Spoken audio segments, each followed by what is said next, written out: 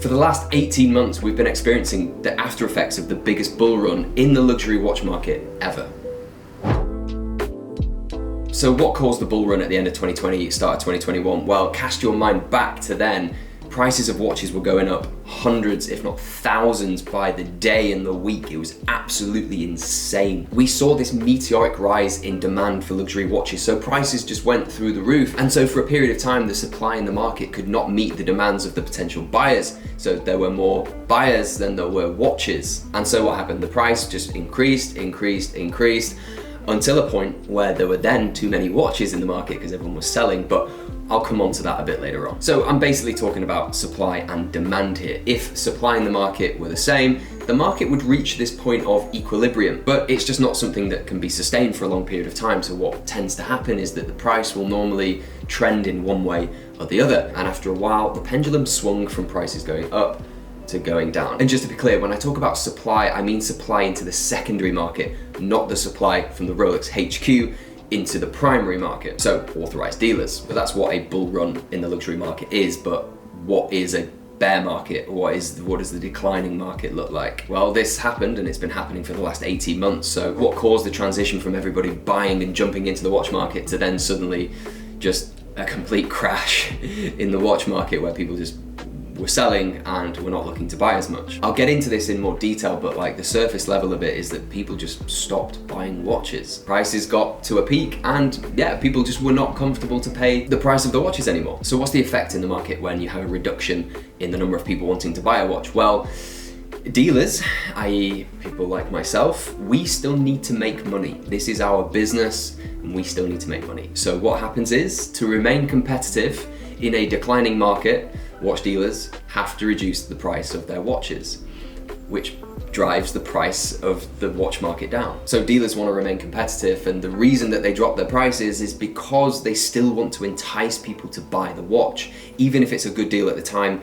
it might not be a good deal in a week or a month or a few months, because if the overall trend of the market is going downwards, then it's not looking good for anybody really. So with prices declining month on month, because less people are buying watches, what we will see at some point is that point of equilibrium. It's that point where the supply and the demand is equal, the market is healthy, maybe just for a moment. Only at that point will the price trend in a new direction, which will be hopefully, well, it can only go upwards, I think. I hope it's not super volatile, but you know, the luxury watch market is typically very steady. So once we get to equilibrium, we'll be back on the rise. What is interesting though, despite the drop in prices in the last 18 months, 2 years, there are some anomalies. For example, the GMT Pepsi, so this watch that I have on my wrist, so especially on Jubilee bracelet, this has been somewhat isolated to the rest of the market. It's almost sat in its own little price bubble. And the reason for that is because the production of this watch has been lowered. There are apparently production issues at Rolex,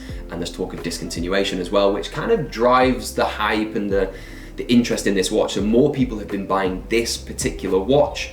And so going back to the supply and the demand talk, the supply of this watch into the secondary market is low, the demand is high, so the price goes up. Now, the question around why the bull run even happened is an interesting one. Why after 20, 30 years of consistent, steady, gradual growth in the luxury watch market did we just see this absolutely ridiculous surge? Well, 2020 was a year of being locked away, at home, bored, probably with not much to spend your money on. And we know that consumer spending increased during lockdown, right? But why would it increase in the luxury watch market when a watch has barely any utility other than telling the time and, you know, some other bits and pieces? It's such a material thing. Why was it such a necessity for people to be buying them? Very strange. I get it for things like a new TV or a laptop or some gym equipment so that you can be entertained at home, right? But this lump of metal, curious. Well, to be honest, and personally, I think it was just a new interest in the watch market. People had more time at home to watch YouTube videos and things like that. So I think a new audience was attracted to the watch market. And you know, it's typically quite a niche and nerdy thing to be interested in a watch, right? But we had people like Nico. He completely kicked the doors down in terms of making it this new and exciting mainstream thing that people could enjoy, arguably, for the first time ever. I have to give him credit because he made watches accessible for all kinds of people, no matter what their walk of life was, he appealed to the world. So yeah, hats off, credit to him. And then you have this other non-numerical thing, which is that investors start to pay attention, and then they get a little bit of a gut feeling, a bit of a hunch that because of this increase in interest in the watch market, there might be an opportunity to make money.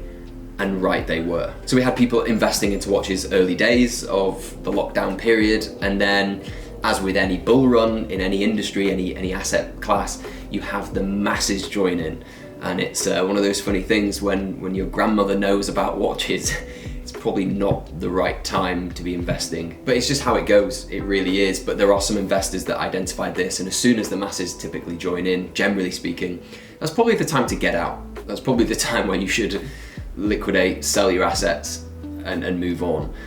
Some people did that, a lot of people did that, and congrats if you were able to make some money. But then on the flip side of the coin, some people lost a lot of money as well, and it's usually just the average Joe that ends up losing. And this leads me on to my next point. Why did the bear market happen? What was the trigger? Why was it that the prices started to come down? Why couldn't prices just continue to rise year on year forever? Like, there was a point where I was just like, oh, this is great, like this is easy.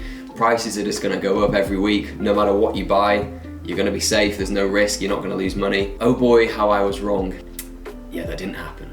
A rose gold olive day date got to like £70,000. A full rose GMT got to about £50,000, right? And at that point, there are some people that take notice and think, and they question the market stability. People start to question the long-term healthiness of the watch market, and then there's talk of maybe there's a price bubble in the watch market. And then people start to feel a little bit uneasy. They can feel it in their gut that something's about to happen.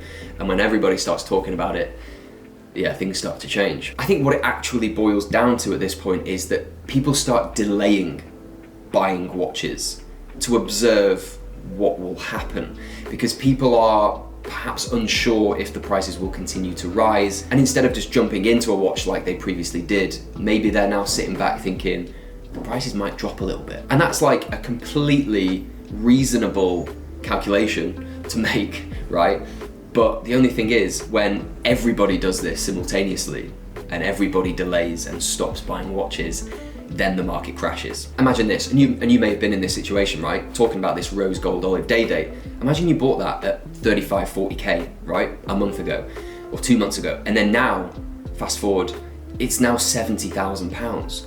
If you can make that 30K and get out, you're probably gonna do it. And a lot of people did do it. And I wouldn't blame you for doing that. But then again, on the other side of things, there are people that are like, nah, I'm gonna hold on because it's gone up for the last 2 months. Maybe we'll get to 100K. But then what you see is prices come down to 65K, to 55, to 50, and then back down to like 40, and now pretty much under 40. And if you held on, basically what happened is you got caught up in a situation where you saw that the prices were going down, you hoped they'd come back up, and they didn't. And the reason for that is because there are too many of your watches, there were too many rose gold olive day dates in the market, and there weren't enough buyers wanting to buy the watch that you had, and so the prices came down. With all of the buying, purchasing behavior aside, what largely will cause a bear market to happen is somewhat things that we can't really predict or we can't affect. It's all macroeconomic factors, well, largely macroeconomic factors like political stuff, war, all things like that, which, to be honest, on the surface seem like they have absolutely nothing to do with the luxury watch market, but everything's linked. And I'll tell you why everything is linked, because